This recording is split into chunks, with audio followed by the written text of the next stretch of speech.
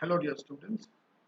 The topic that we're going to discuss is HR outsourcing, the role of HR in mergers and acquisitions.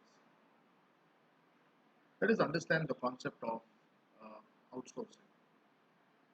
Outsourcing in general business parlance, we understand it to be where an organization uh, gives away some of its important functions, some of the functions that it considers it to be routine, some of the functions that are considered to be non-strategic, some of the functions that are not real revenue generators for the organization. The firm gives this to a third-party vendor so that the third-party vendor will henceforth run this particular function or operations for them.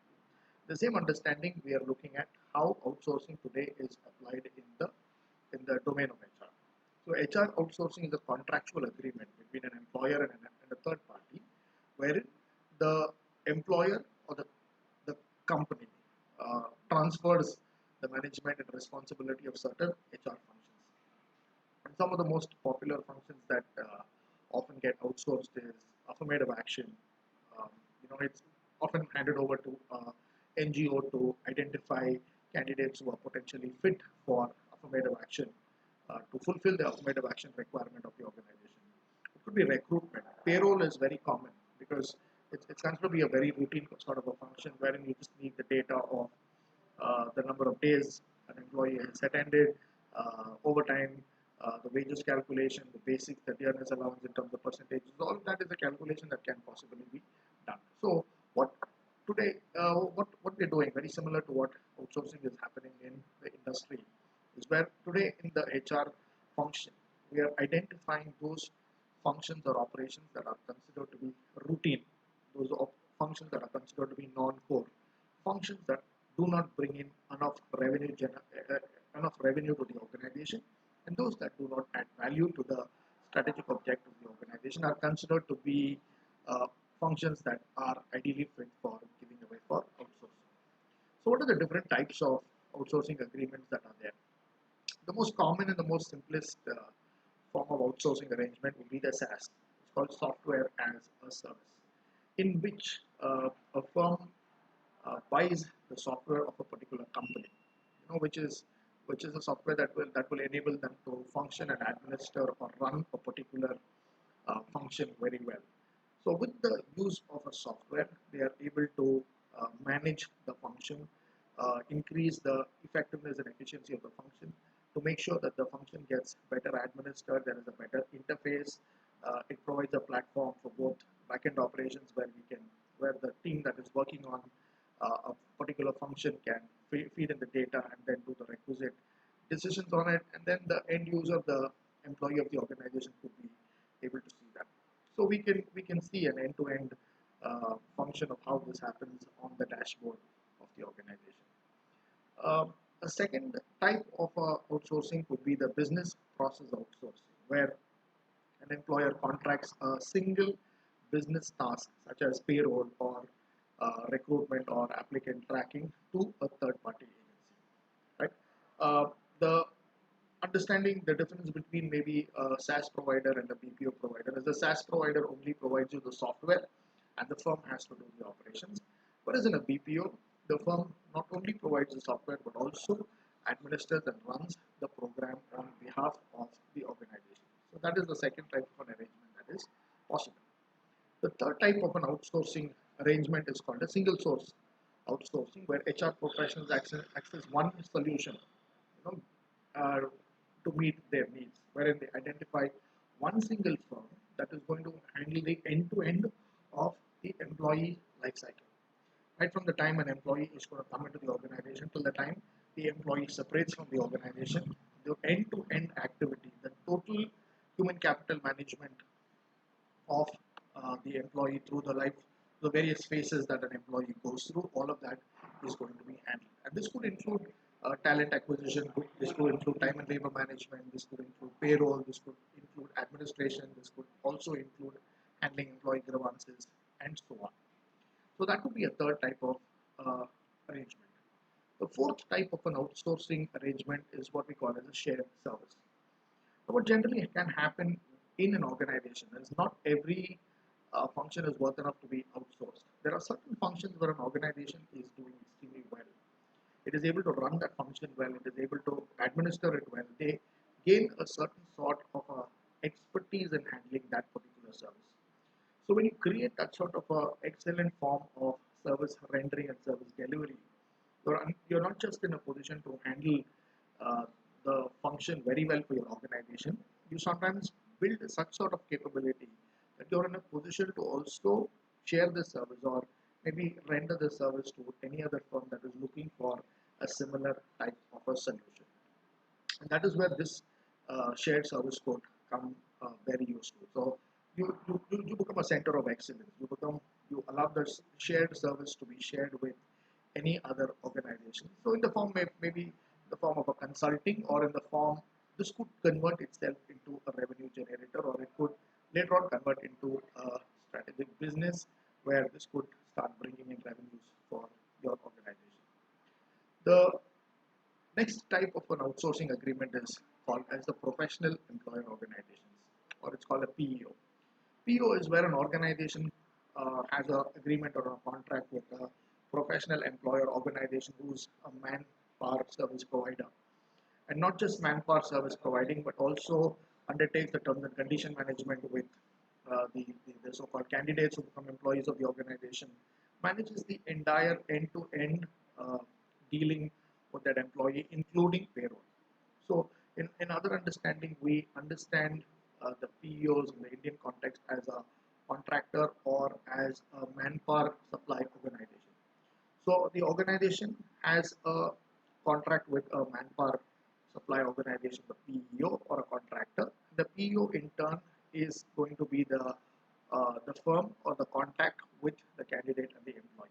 So everything end to end is going to be managed by the contractor. The contractor is only going to provide or supply manpower to the organization as and when the organization requires that they're going to be on a certain type of an agreement. So that is precisely how this HR outsourcing can work, and these are the different types of arrangements that are definitely possible. Going into the pros of HR outsourcing. So, what are some of the advantages that we get? One of the most common advantages that we seem to benefit or get out of HR outsourcing is the saving in terms of cost, in terms of time, and in terms of resource, in terms of manpower, and then as an organization gives away these non-core or non-value generating activities or non-revenue generating routine activities to outsourcing, they are able to concentrate their time, energy, investment, and resources and manpower over core areas. So you concentrate on those particular functions that are adding value to your organization and to your strategic objectives, and then you outsource all of those that are considered to be mundane, routine, and non-core. So besides giving in HR professionals, it gives them more opportunity, as I told, more time, energy, resource can be invested on focusing on strategy because outsourcing now is going to take care of rest of the other things. And when we outsource to an outsourcing company, we generally outsource to a firm that is a specialist in that area. They may be specialists and they may not just be running this or offering this service just to one organization. They may be doing this for multiple organizations. Let's say, for example, if it is talent acquisition, talent acquisition is not just done for one organization.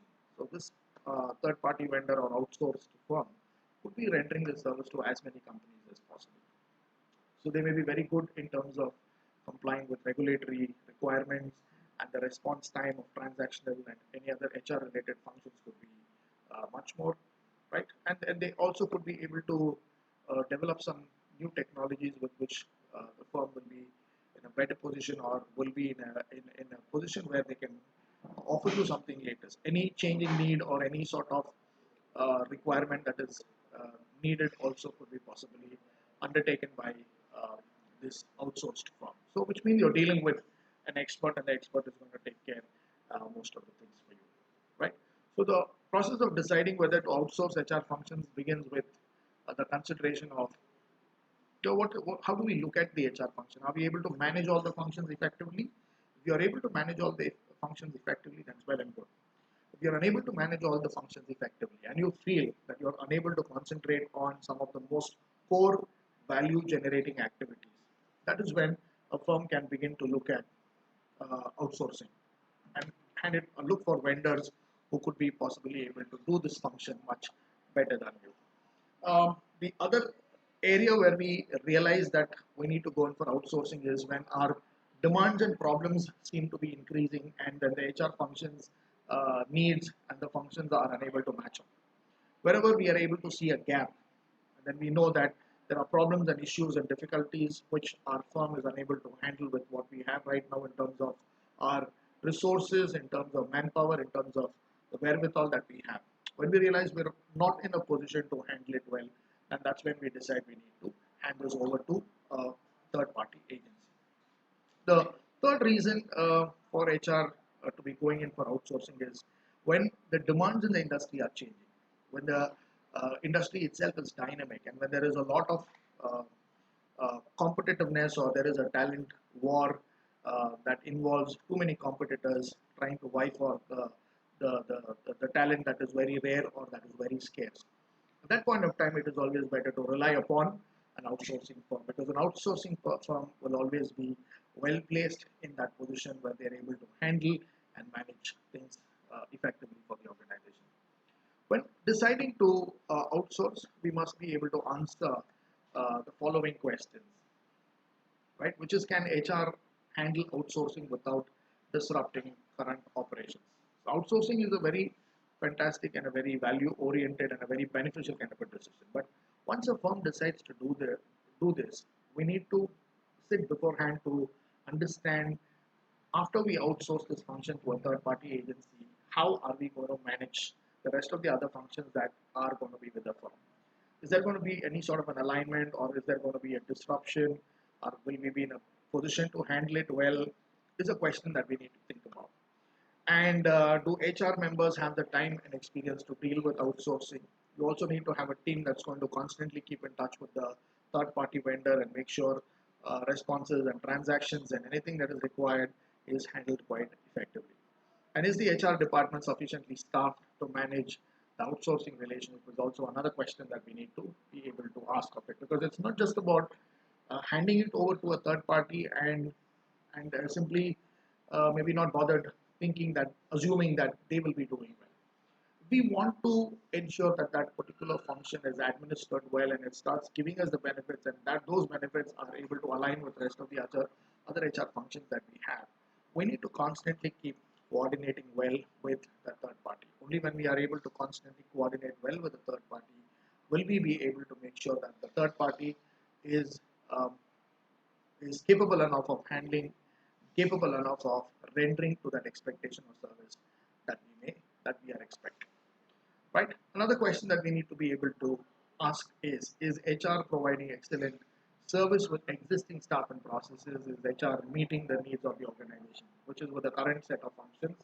What a certain number of functions could be outsourced. Certain crucial core functions are with us. So is our HR team equipped? Is there a team that is coordinating well with the vendors, and is there a team that is managing the services that we have, that we decided to retain within ourselves? Most importantly, will the CEO and the top management team of your organization support your outsourcing proposal? And if you go ahead with an outsourcing proposal, will the top management be able to pay for it, pay to the vendor according to um, the requirement or according to what the vendor is monetarily expecting as a compensation? Is a question that we need to be thinking about. Does the company have a clear vision and mission, and have company values been established? So when you're looking for an outsourcing partner, we also need to look at whether the partner is on the same page with the firm, whether the outsourcing partner's vision and mission matches with the vision and mission of our organization, whether the third party, the outsourcing vendor has the wherewithal, the resources, and does everything according to the way we've been running our organization. So that's a question that we need to be able to ask, and then only then go ahead with this outsourcing decision. And does the situation merit outsourcing? Because sometimes there is a possibility of organizations following what others are doing in the industry. Just because some players in the industry have been going in for outsourcing, it doesn't always mean that everybody has that need to outsource. So you have to clearly be able to ascertain and determine whether you have a compelling or a pressing need for outsourcing. Only when there is a pressing or a compelling need for outsourcing do you go ahead for it. If so, what type of a outsourcing arrangement? Once you make that decision of going in for outsourcing, you need to look for the options. Do you just want a software solution like a SaaS to help you?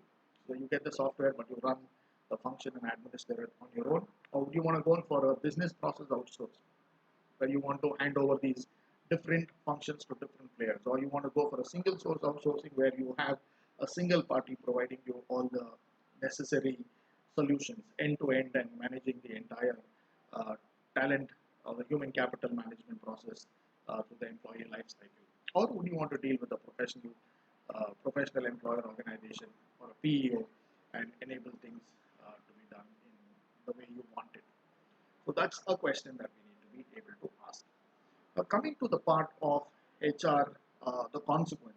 What are the cons or the problems that possibly can come out when the management decides that they want to go in for outsourcing? Sometimes it can be demotivating when you do not take your HR into confidence, or when you do not take the HR team or the department and do not have a proper discussion, or if you are not allowing the HR department or you giving them a chance, you're not giving them a chance to manage or handle it, and you're taking a very quick decision that you want to outsource, right? Sometimes this can demotivate employees because they may feel that the management did not trust us, the management did not give us a chance to handle it, and they simply went ahead with that decision. We were not consulted, our ideas were not taken into consideration. Such kind of feelings could also emerge. Secondly, when you outsource, the new outsourcing company or the new partner may require more time to understand what you need, understand your expectation, understand the dynamics of your organization, understand the practices that have been followed. So they may take some time to really figure out how to customize the solutions to your organization's requirement. So that possibly could end up taking a little more longer time. There could be lack of bonding, which could possibly happen in terms of your firm's HR and then the outsourcing organization, coordination issues, not able to come to an understanding in terms of what is right and what is wrong, right? Possibly could lead to a lot of friction, right? There's also this risk of losing data, because if you want your outsourcing partner to be able to do well, you need to be able to share data and information and hand it over to them. When you're handing it over to them, there could be a lot of crucial, personal, confidential data that you are sharing with a third party. So, is there a data risk in place? Is what is something that you should be thinking about. Handling cultural changes would also be there. Another uh, very difficult disadvantage that we go through is when there is a transition and there is a lot of churning within the organization, when the management is looking at adopting to these new changes and trends, there could be a lot of cultural conflicts, there could be a lot of issues, and there could be a lot of disruption, which could possibly lead to the disruption of the productivity in business itself. So, all of these are areas that we should be able to think of, right? Another aspect or a consequence that firms often grapple with is when you share or hand over this uh, business or a function to a third party. Are you losing control is a question. Now, who decides or who has the bargaining power? When you hand over a critical function or an important function to a third party, the third party could start dictating terms to you. And they may not be wanting to or willing to work in the way you want it. And they may often keep pushing their agenda or often keep pushing what they think is right and fine. So that could possibly create a lot of friction, a lot of heartburn, right? And whenever such a thing kind of happens, when there is a lot of disruption that takes place within the organization, there is a lot of anxiety, a lot of frustration, and that could lead to employee turnover, including your some of your staff in the HR deciding to leave the organization because they don't feel confident about what the management is doing, and they don't seem to be very happy with the kind of decision your firm has taken. And the last consequence in terms of HR outsourcing is the amount of money that a firm is got to spend.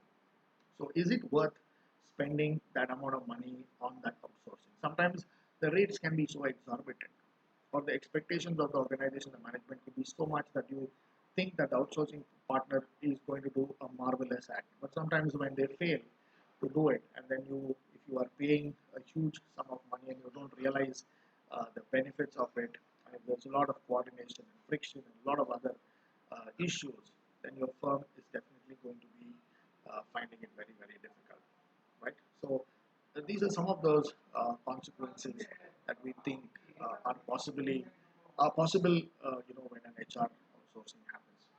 So coming to the conclusion, though outsourcing has been a boon to the industry, where we are identifying expertise, energy, resources, and talent, and then we are outsourcing part of our business to them, and then concentrating on functions that are considered to be core, value adding, revenue generating, and considered to be strategic and important.